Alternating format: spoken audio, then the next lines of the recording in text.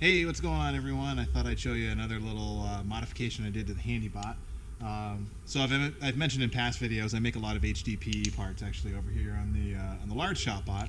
End up with a lot of scraps, so little cut-off pieces like this. Things that are kind of otherwise useless. And a lot of the parts that I make, there's some larger parts and then there's little ones like this. And I wanted to come up with an easy way to recycle the scraps into usable parts like this. In the last video you saw I took this drawer setup here and I made a way that I could clamp down smaller parts and cut them out. And that's good for something like this.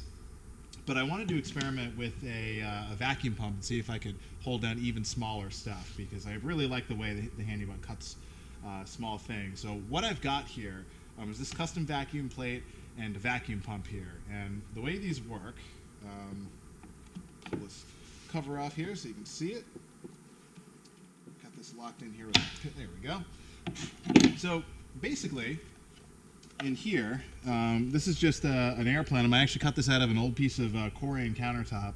And there's a gasket that's routed in here, and this gasket is actually made out of screen door material. So the stuff like if you're repairing a screen door in your house and you put this little, it's called a spline, and you push it around the edge to hold your screen door in place, that's what this stuff is. So that's the plenum, and then the top part, which is where the parts go, it's full of holes like this, and I've got them blocked off with this silver tape, a little piece of duct tape. But here, this is a piece of customizable rubber gasket that I got.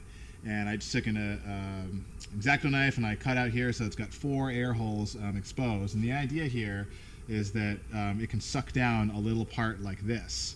And it can hold it down while the rest of the material is here and cut it out. So I'll show you how it works in practice. So you put this on here, turn on our vacuum pump. It's pretty quiet, which I really like. And you get a part, so let's say you want to make a new part out of this thing here. Put it on the vacuum like this, and it holds it in place. So the machine can go around and cut out the part you need. So let's go ahead and do that now.